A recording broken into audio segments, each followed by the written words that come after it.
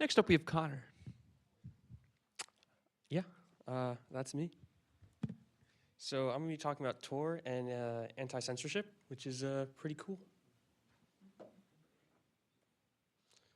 So quick, who am I? Most of you know who I am. Some of you don't. That is me, Connor Fox, Chef Durag. Fourth year, red team kinda, meaning I do red team. Cars are cool. You can see my car broken in Stella's garage. Cats are pretty cool. They like to sleep. Yeah, I go to the gym a lot. Yes, Will? I don't have one up here, but in North Carolina, I have these two. Very, very wonderful. Catch me at the gym. I'll be there. And occasionally I know things. Watermelon also tastes good. And also, if you have any questions, feel free to stop me and ask. I'm willing to answer. So yeah, what is Tor? First of all, it stands for The Onion Router, T-O-R. And why is it the Onion Router? Because of layers. That is what Tor is based on. Lots and lots of layers, which helps protect you and what you're trying to do.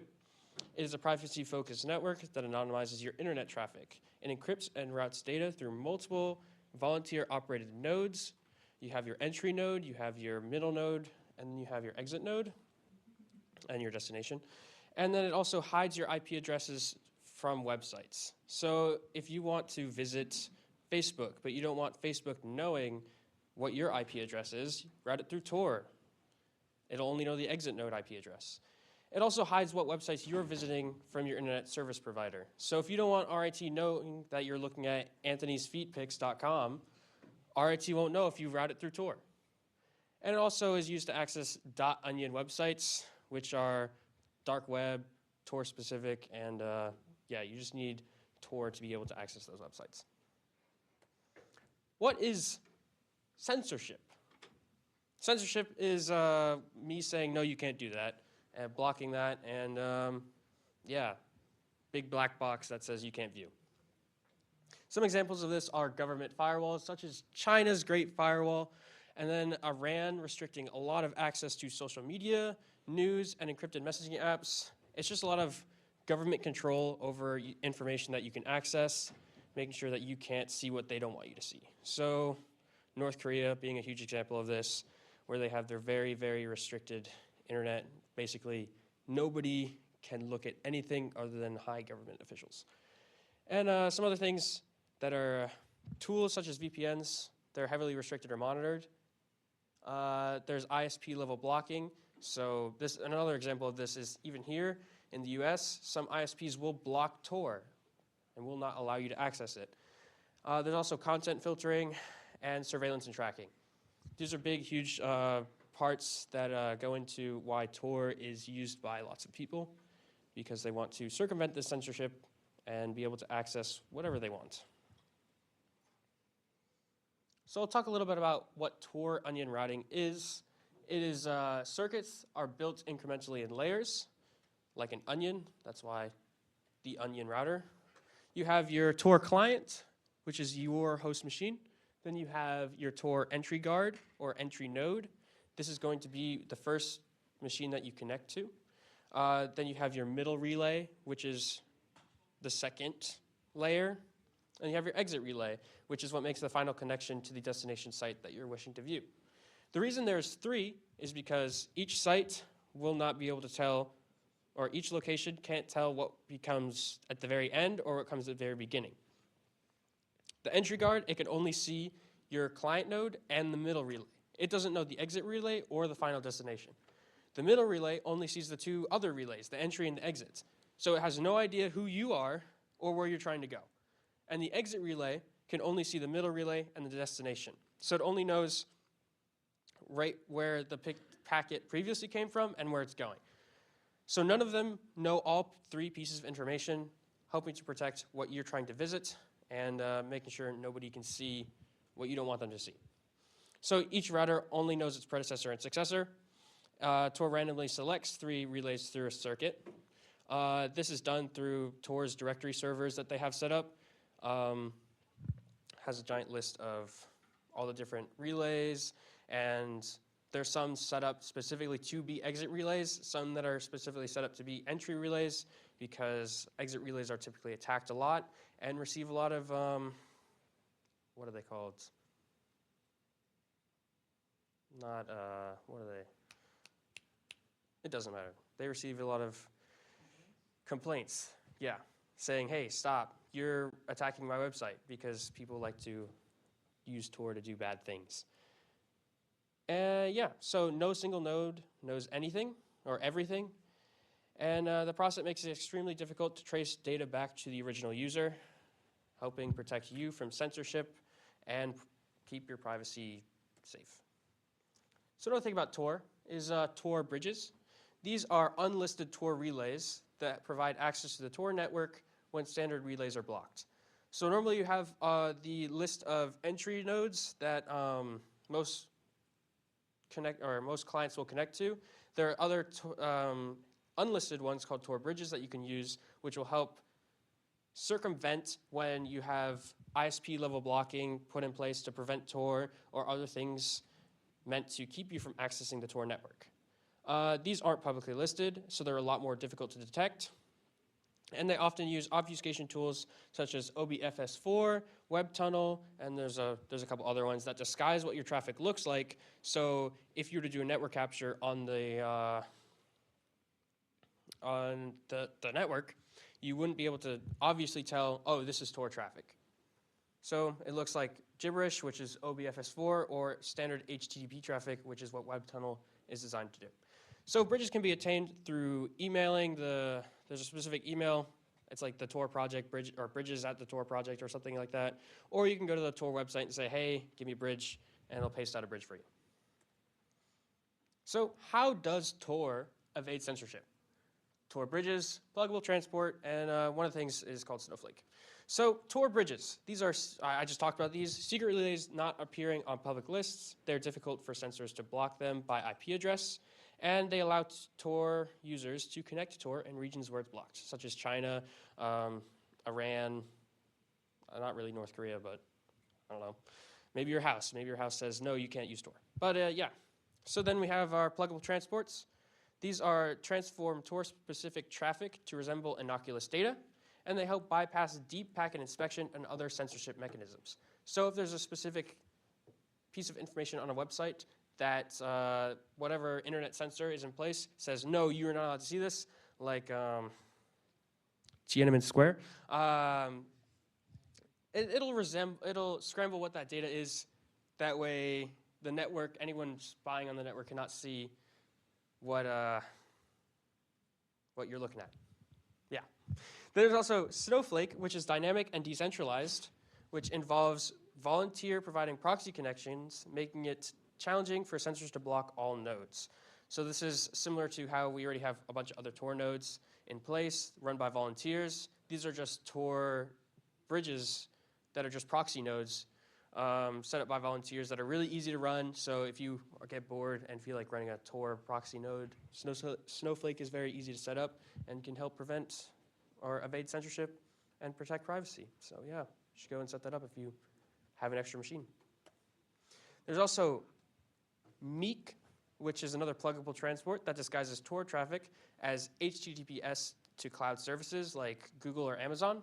It also encodes data streams as a sequence of HTTPS requests and responses. So it's just another form of saying, oh yeah, this is just normal HTTP traffic. This isn't Tor. I'm not going to tell you what I'm actually sending back and forth. Make it more difficult to actually tell that it's Tor. And yeah. Then there's also WebTunnel, which I talked a little bit about before. This is a lot of stuff I've focused on in my own capstone. WebTunnel is a very, I guess, built out Tor pluggable transport module that is censorship resistant and encapsulates Tor traffic within WebSocket like HTTPS connections, and it's based off of the HTTP protocol. There's a paper on this. If you're interested, let me know. I can send it to you. It is it goes really in depth with this protocol that helps hide Tor traffic and make stuff look just like plain HTTP when it is not. And then there's also DNS Morph, which is another method of transforming the handshake of pluggable transport by imitating DNS queries and responses, so sending private information over DNS queries. And then the Tor client acts as a DNS client, which sends DNS queries to the Tor bridge and receives DNS responses from it. So basically just saying, hey, let me connect to the Tor network, but I'll use it only doing DNS, so my ISP only sees DNS traffic. And then Tor allows for a lot of user configuration. So if you know what you're doing, you can do a lot to protect yourself. If you don't know what you're doing, you can expose yourself very easily. The default settings usually are a good place to start if you don't know what you're doing, as long as you make sure you're not doing illegal things. Illegal is bad. Don't do that. So yeah, users can configure their specific pluggable transports based on the region's censorship landscape. So if you know the sensors in your area block any Tor connection, you could try an OBFS4 bridge, because that just scrambles your traffic. If you know that the sensor in your area is going to block anything that doesn't look like HTTP, you might want to try a web tunnel pluggable transport, because that's going to look like HTTP traffic. And yeah, Tor is very community driven. So projects like Snowflake or WebTunnel allow users to run their own proxy servers and help other people around them, or not necessarily around them, but other people trying to access content can get to that without having to go through drastic means to do so. So the greater amount of community-hosted bridges, the greater the difficulty is for sensors to block all access points, and it provides higher levels of anonymity if there are more community-driven nodes. There are a lot of government nodes that are run, so the more that private individuals run nodes, the more difficult it is for governments to actually trace back what these connections are going to. And yeah, so here's some common Tor uses. Legal uses are to protect users' anonymity when submitting information, safeguarding against mass surveillance, and preventing tracking and promoting internet freedom. And the illegal uses. There's a lot of these. Tor, a lot of what you'll see on there is illegal stuff, such as drugs, media piracy, money laundering, credit card fraud, identity theft, ransomware, hacktivist groups, and there's the whole list could go on. So if you're using Tor, make sure you use it for legal uses. That's my disclaimer. Wink, wink, nudge, nudge. Don't get caught. Some of the weaknesses within Tor, because it's not perfect, are correlation attacks, which link a user's traffic to their destination by correlating the timing as it enters and exits the Tor network. This helps de-anonymize who you are.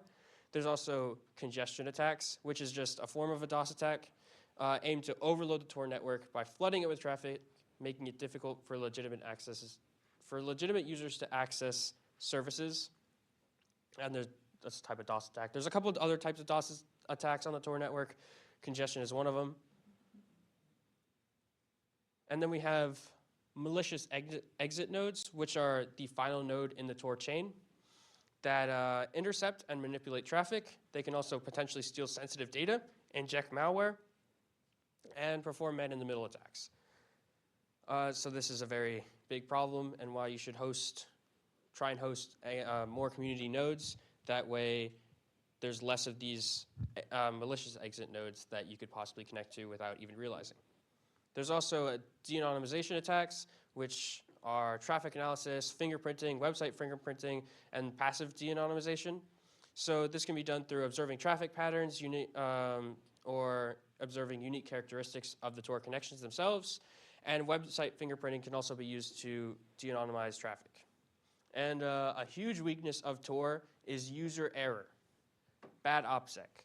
If you don't know what you're doing and you go on a dark web forum, start typing stuff, use your own network, use your name, use stuff like that, bad OPSEC can ruin you, get you caught immediately, and you're over. FBI banging down your door, it's done.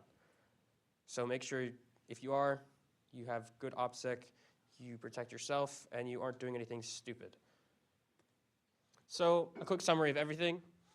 Tor is a free and open source software designed to enable anonymous communication over the internet. It ensures that users' identities and online activities remain private, protecting that from surveillance and tracking. It is decentralized, and this structure makes it more difficult for authorities to block and monitor all traffic. and it effectively safeguards user anonymity and provides a robust tool for bypassing internet censorship. That's all I have. Thank you very much. Yes, Mr. William. What do you think is the most practical use for Tor as just for us? We're in America, we don't care as much about censorship as some places, and also I think there's still, it's very privacy based. So if you wanted to make sure that RIT isn't seeing what websites you're visiting, even though they don't really care, use Tor for that. There isn't, I guess, like you said, a huge use for us in this room to really need Tor. It's also, it's just really interesting to look at. There's interesting websites on there. Even though it is a lot of illegal things, you can find interesting blogs from people. It's a good source for red teaming because people will write on there how they write down their malware. You can go and find stuff like that on forums. It's sometimes more difficult because they'll think you're just a script kiddie and they won't tell you anything, or they'll ask you for 5 Bitcoin for any information. So just be careful out there. But you can definitely find some useful information that's a lot harder to find on the ClearNet.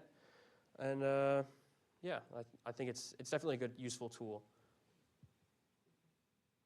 Stella. How can this be used offensively? There's definitely offensive uses for this. If you want to hide what you're doing from anyone, you could do that. If you want to, you know what? Ask me afterwards. There are offensive uses for this that you could use. Any other questions? William. people talk about. I think I've heard some of the nodes are owned by the federal government. Is that true? Is that proven, or is that just kind of speculation? There are definitely government-owned nodes. I know the NSA has a couple, for sure, probably the CIA as well. I imagine other countries also have Tor nodes that they run. I wouldn't be surprised if China has their own nodes to detect who's using them, like who in China is using them. Governments definitely use these nodes. That's why it's good for individual people and groups to try and set up their own nodes to help protect the actual infrastructure of Tor. The more non-government owned nodes, the better and more secure the actual network is. So if you have an extra machine, plug it into the wall, run a Tor node on it. You don't even have to do an exit node. You can do an entry node and just help people get to Tor. Or just run a proxy that all you have to do is just forward traffic. That's not going to get you in trouble. But yeah.